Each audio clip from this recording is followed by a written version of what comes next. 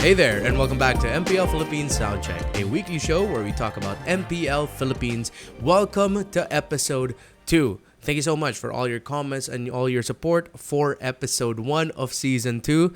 And we're back for week 2 of MPL Philippines. For this week's show, we're going to be talking about, week 2, recapping it, and talking about why I think the final standings at the end of week number 2 doesn't really replicate the full story of the league so far. And the story of the league looks far more interesting and sounds far more interesting than the standings do at the end of week number 2. We're also going to be talking about the schedule for week 3 and my personal selection of matches I'm going to be looking most forward to. And of course, when we get to that portion, please feel free to comment down on your most to watch matches or watches you're most looking forward to. There we go. For MPL Philippines Week 3. Don't forget to comment when we get there. And for the third portion of our show, we're going to be talking about the different milestones that were achieved by players during week number 2. There were a lot of them. And we're going to wrap things up with a very, very quick discussion on patch 1.8.20. We're not going to go too much onto the details. I'm still also just studying the patch and thinking about its possible effects for the meta. Still doing my own research. So it's going to take a while until we go on a deep dive. But we will touch on the patch and what I think for now may be the effect on the meta game that we have today. So let's start things off with week number 2. And let's talk about the standings, which are on your screen right now. And this is my usual reminder every episode that MPL Soundcheck is intended to be an auditory experience. So from time to time, if it sounds like I'm talking about something on the screen, put me up. But the other times, feel free to minimize me. Put me in another window. Or if you're rich, or if you just have other monitors, put me in another monitor. That's totally fine. And if ever you have like a YT Premium, go ahead, minimize me. Put me, like, YT Premium is awesome. If you don't have it, I suggest you get it. I don't know why this became an ad for YT Premium. Let's talk about the standings. So Echo's up top, AP Bren as well in the second place, and they're the first teams to break the double-digit point mark, while followed by Blacklist and Omega, who are currently at the top half of the standings. RSG and Onyx tied with 5 points. But they're ranked 5th and 6th, and Minana with 4 points, TNC with 3. So, I'm going to go through each team and talk about some certain details as to why their current record and their standings, as shown in the standings table, their story is far more interesting when you hear the details behind it. And why I highly suggest people just don't look at the standings and the recaps of MPL Philippines, even though they're great. There's a lot you might miss just looking at the bigger picture. There's a lot more to see. So for Echo, who are atop, undefeated in series, but again, they dropped a point to Onyx and RSG, who defeated them in the fastest game across all regions in this split so far at 9 minutes and 57 seconds. They were stomped in game 1 of Echo versus RSG. Did Echo. Yet they're the team that has 13 points who are undefeated in series.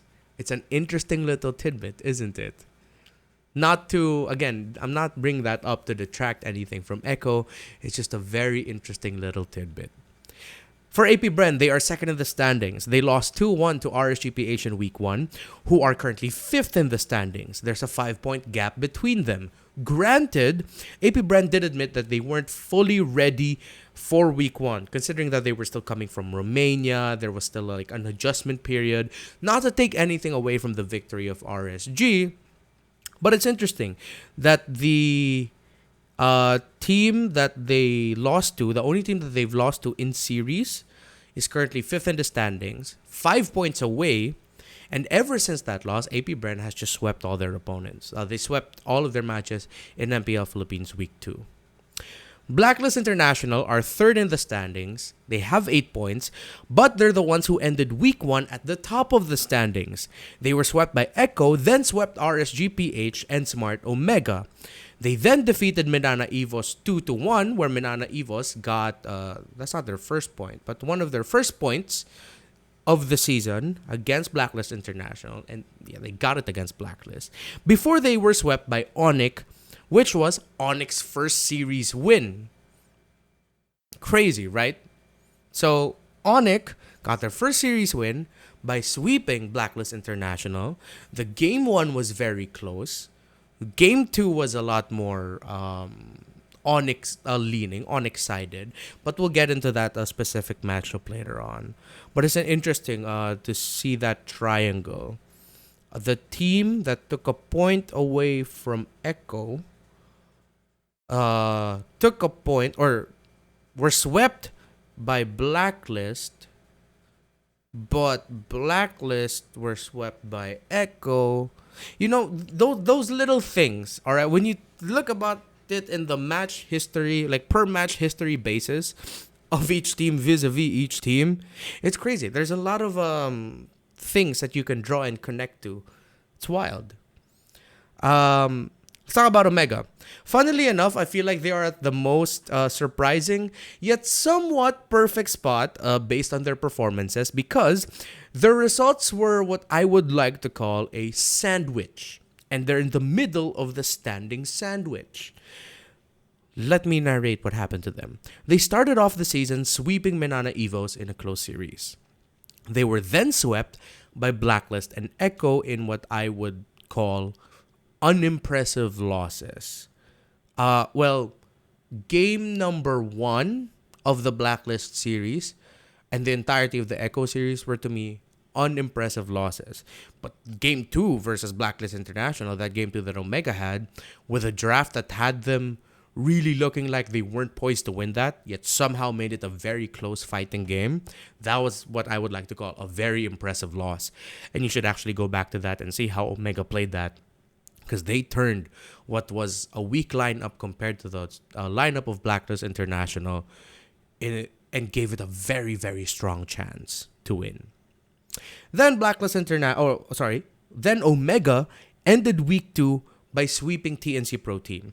So Omega has swept the bottom 2 teams in the standings at the end of week number 2, at the start of the season, and at the end of week 2. So it's win, loss, loss, win.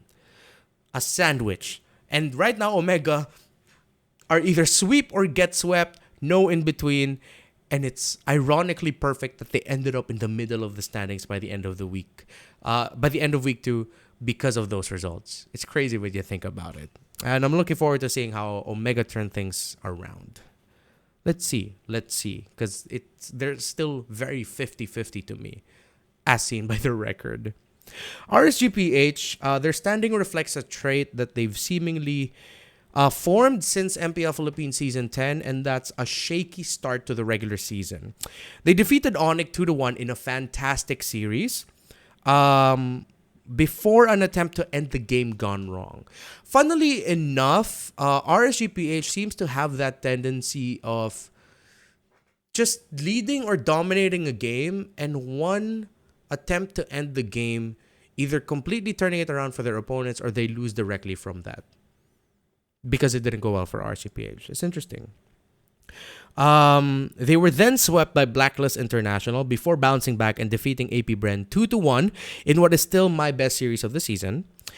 They were swept by Minana Evos. Then in game 2 of that series, they were stomped, but they lost to Echo 2-1 after winning game 1 in 9 minutes and 57 seconds. So all these details, it's just crazy when you think about it. The standings don't really fully reflect the wildness of the season we've had so far in terms of the little details. For Onyx PH, Minana Evos, and TNC Pro Team, they each have series wins, but they have struggled, in my opinion, because of early season growing pains related to, but are not limited to, drafting choices, micromechanic lapses, playstyle identity translation in game, and lapses in skirmish/team fight execution. They got their first win of the season, Onyx PH, with a resounding win against Blacklist, ending Blacklist's win streak and Onyx lose streak against Blacklist.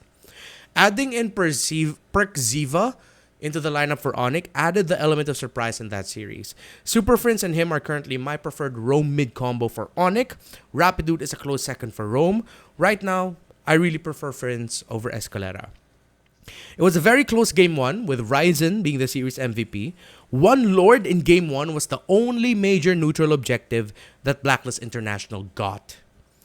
Gem looks very dependable. He's very great in what I would like to call man marking. He marked Edward very well in that series, which is why it was hard for Edward to catch Onyx off guard, with Gem always marking his man, or Gem marking another man in the back line that he was just hard focusing on diving on. Now with Onyx, if Onyx don't settle on a favored lineup, they will struggle with staying consistent. Their most recent lineup looks very good, and I hope they play it more often. Hopefully they play it for 3 more straight series, and depending on the results, play a different lineup. But I hope they give more opportunities to that lineup with Nets, Ryzen, Super Friends, Perk Ziva, and Gem. That 5 of Onyx. Okay, so before we move on from Onyx, I just want to talk more about their series against Blacklist International. Again, I really think that they played that so well. It looks like they prepared for it like crazy. And again, the injection of Perk Ziva meant that the very roam mid jungle rotation heavy dependent Blacklist International now had a surprise element that they were up against. They weren't familiar with Perk Ziva's game. They weren't familiar with how he rotated and his signature heroes. Although, I mean, highly likely the scouting team and the coaching staff of Blacklist International already had an idea of what they were up against. But then it's very different, like in practice. You're going up against all these players, and you go up against someone that you don't see a lot in MPL Philippines. Has only played, that was his debut match in MPL PH S12. He played 1 game in S10, if I'm not mistaken, and then 1 game in S11, if ever. Or did he play in MPL Philippines Season 1? See, like, I'm having a hard time remembering. Big question mark factor that you're up against. And with how he played it, it really looked like they caught Blacklist off guard. But then remember, in that game 1 against Onyx, it was close. Onyx had to turn it around because of Perk Ziva and a surprise set from out of nowhere with his Kufra while they were defending in Blacklist's attempt to end the game or take control of the end game so that Onyx wouldn't find a way to turn it around. So, and excuse me, I think I just burped into the mic. Add to that, like again, they're drafting the picks that they had for Gem and the R-Lot, and then really that glue pickup along with that glue plus the Cho in the second game really made it hard for Blacklist to play their game. And despite that, it was still relatively close, although it was more Onyx leading in game number 2. So yeah, Onyx, very impressive victory that they got. And again, I just really hope they give that lineup or that version of their lineup more of a chance, because I really like what they showed. For Manana Evos, they feel like a team that look like they have a lot to figure out, but I feel like they're maybe 2 to 4 series away from everything finally clicking, and they might actually replicate their MDL Philippines Season 1 run, or the Archives MDL Philippines Season 1 run, wherein after the midpoint of the season, they went on a very threatening run because they figured out their identity. Everything finally clicked, and it looked like they were going to make it to the playoffs. But at that point, it was they lost a few crucial matches, and they didn't. But it was a very exciting time in MDL Philippines Season 1 when Archives almost made a threatening run to make it into the playoffs. They look overwhelmed by their multiple options for their lineup and their different play styles. Their 2-0 victory over RSG, though, showed what this team can be and can do in a very good day.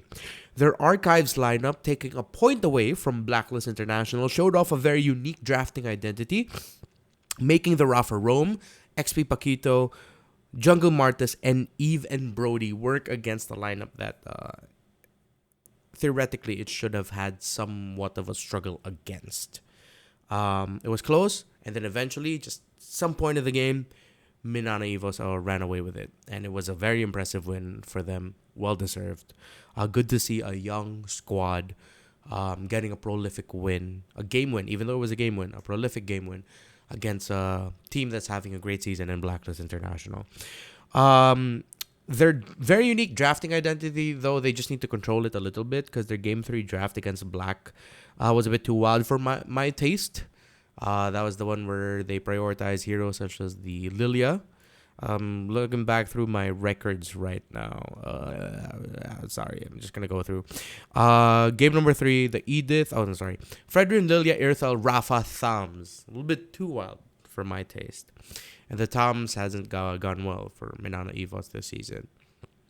Very difficult with the other options. But, hell, it's a comfort. And you know what? If they have a good idea around it and reasoning behind it, why the heck not, right? So yeah, that's Minana Evos. And also Lancy, Revelation in mid. As much as I respect Goyong's game, Lancy looks very good. And it's surprising and it bodes well for Minana Evos that he can also play very well alongside Brusco. It's very important. TNC Pro Team now, I see them in a very similar light to Minana Evos, but the difference is TNC obviously has a smaller roster. They're virtually a 5-man unless they somehow slot in Bao. And my perception of their small problems in draft pick / banning priorities, occasional mistimed executions between Benthing's Goyo and Hesu, and innocent struggles in team fights are all very fixable. And I would not be surprised if TNC win 2 out of 3 of their matches next weekend. It wouldn't be very surprising to me. If ever TNC behind the scenes solve what they need to solve, refine everything that they need to refine, and it clicks for them in week 3, I'm not surprised if they take 2 out of 3 of their matches this weekend. And that's a perfect transition into talking about week number 3 and what to expect. So let's go into day number 1. Day number 1, Minana Evos versus Echo, AP Bren versus Omega, TNC versus Onyx. Now, I'll be keeping a close eye on TNC versus Onyx for this one. Again, because of the factor that this could be this specific match here could be very determinant of the picture of the middle of the table or the lower portion of the table. And it's a good test to see where TNC is at and where Onyx is at in terms of their, how are we going to mix and match all our pieces, and how are we going to play to our strengths with that. By the way, going to week 3, I just want to say, super excited for week 3 because all the matches are bangers. It seems like the week 3 scheduling, and in turn the week 6, because again, 4, 5, 6 are just a replay of 1, 2, 3. The week 3, week 6 schedules are going to be spicy. And if ever things are going to be super close by week 6, oh my goodness, it's going to make for a very interesting end of the season. For day number 2, RSG versus Omega, Echo versus AP Bren, Blacklist International versus TNC, and Onyx versus Minana Evos. Of course, everyone's looking forward to Echo versus AP Bren, but this day is just a banger. That's all I'm going to say. Absolute banger. Super excited for that. And then for day number 3, just looking for my weekday 3 photo, TNC versus RSG, Onyx versus Omega, AP Bren versus Blacklist International. That's a hell of a way to end the first half of the season. Also a good way to see and limit test the current power of AP Bren and Blacklist International. Onyx versus Omega. We're going to see where they're going to be, if they're still 4, 5, 6, or if any of those 2 will somehow sneak into the top 3 spot alongside maybe RSG. Who knows? Maybe TNC will end this week with a surprising win against RSG, depending on the results, because they have 3 matches, 3 chances at the end of the first half of the season to end the first half on a high note. So I'm looking forward to week number 3. Again, don't forget to comment down below what the matches that you're looking forward to for week number 3. All right. Hey there, this is Future Editing Renmar. I realized there was a part that I accidentally left out of, so I'm going to include this here in a totally not smooth interjection and interruption of your regularly scheduled episode of MPL PH Soundcheck. Going into week number 3, we're going to be seeing movements, actually. Rindo is going to be coming up from Blacklist Lunatics to join the Blacklist International Squad in MPL Philippines, while Aeon will be going to the MDL Philippines Blacklist Lunatic Squad. For the second move, you're going to be seeing Mumukid of AP Bren going to the MDL Philippines team of AP Bren Hornets. I'd also like to take this time to congratulate our Week 2 MVP, Sanji. He had a terrific week number 2, highlighted by the fact that in one series, I believe that was the one against Omega, he actually ended the series as the MVP of both games, playing the Valentina. We saw him play an Angela mid as well. That went very well for Echo. And a very killer Novaria Kaji combo with Daddy JP for Game 2 and Game 3 of the RSG series. So congratulations to our MVP of the week, Sanji. And that's it for this very quick interruption. I am now going to be returning you to a totally not smooth transition back into our normal episode of MPL PH Soundcheck, Episode 2. Thanks. So, let's now go on over to the career milestones. We're just going to take a very quick time to recite all of the career milestones one by one. Few is now ranked 3rd in MPL PH all-time kills leaderboard with 1,100 kills. Renege's 7th straight season is MPL Philippines Season 12. And by the end of Week 2, he has played 152 games in the MPL. Congratulations, Renege. Chaknu has 2,000 assists, 4th in all-time leaderboard, and let's see if the Chak Mamba will make it into the top 3 by the end of the season. Benny QT has 1,000 kills, 5th in all-time kills. Now, if I'm not mistaken, there's a chance that he might climb up to 4th in all-time kills by the end of week number 3, or midway through week number 3. He's very close to cracking 4th in all-time kills, but currently he ended week 2 at 5th. Haji has played 357 MPL PH games, 3rd all-time. Congratulations for being one of the long-tenured veterans of the league, Haji. And I wouldn't be surprised if at one point we're going to see him in the Hall of Legends. Carl Teasy is the first player ever in MPL PH history to reach 1,600 kills.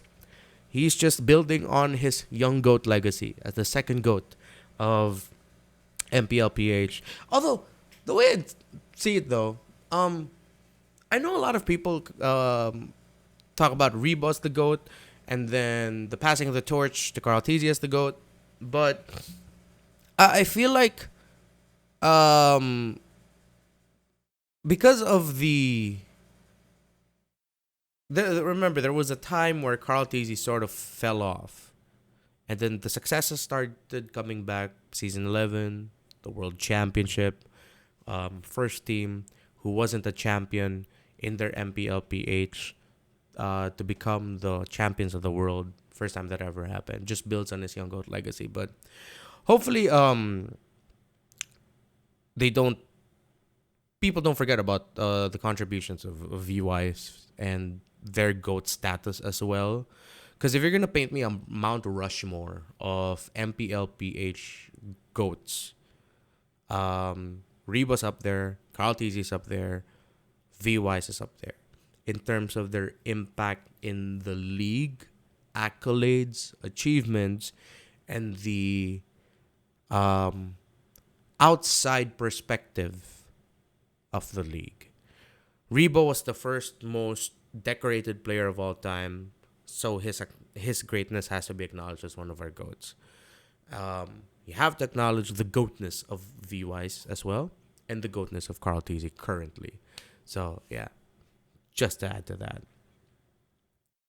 And last but not the least, Aqua surpassed H2 in all-time kills, ranked at 15th, was 667. So, congratulations to Aqua. Now we're going to wrap this up with a very, very quick discussion of patch 1.8.20, aka the patch where they buffed up the supports in Angela, if I'm not mistaken. No, Florin, Diggy. They also buffed up SS a little bit, if I'm not mistaken. Rafaela got a buff.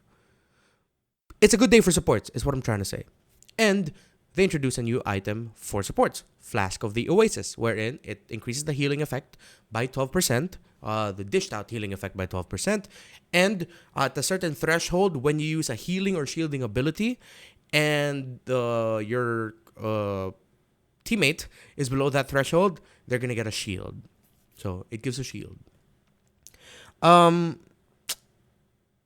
In MPL Philippines Week 2, Itomac said something in one of their interviews after TNC, if I'm not mistaken, where they said tank meta is coming back, or it's slowly coming back. And I really agree with Itomax here. And it might actually hold true, especially with the adjustment of the current meta. Because think about this. The addition of the Wilderness Blessing Emblem talent and the buff to support heroes, plus Baksha, Martis, and Fredrin's place in the meta, alongside Bruno and Xborg, slot in there the options of Bane, the options of Barrett. Theoretically, it does not make it a fun time to be an assassin jungler, because everyone gets so much heals, a lot of tankiness in the roaming middle rotation. Not to say that it's impossible to play an assassin, it just might be incredibly difficult to. And teams might be more prepared, or it's going to be easier to draft a lineup with a tanky jungler in mind, while without putting in so much thought, keeping assassin junglers in check. It's easy for teams to ban out Lancelot's Lings, even let the Hayabusa go through. Joy might struggle in terms of getting picked. Might be more of a rarity. Hellkurt even. So, yeah. We're not going to delve on all the changes, of course. Again, just a general overview. Lolita got some changes. Her ultimate always stuns now. The slow effect was decreased. The damage was decreased. But the stun time and the damage is increased via how long it's charged up. So it will always stun. If it gets interrupted, it will stop. It'll get stunned. But the charge time determines how long the stun will be.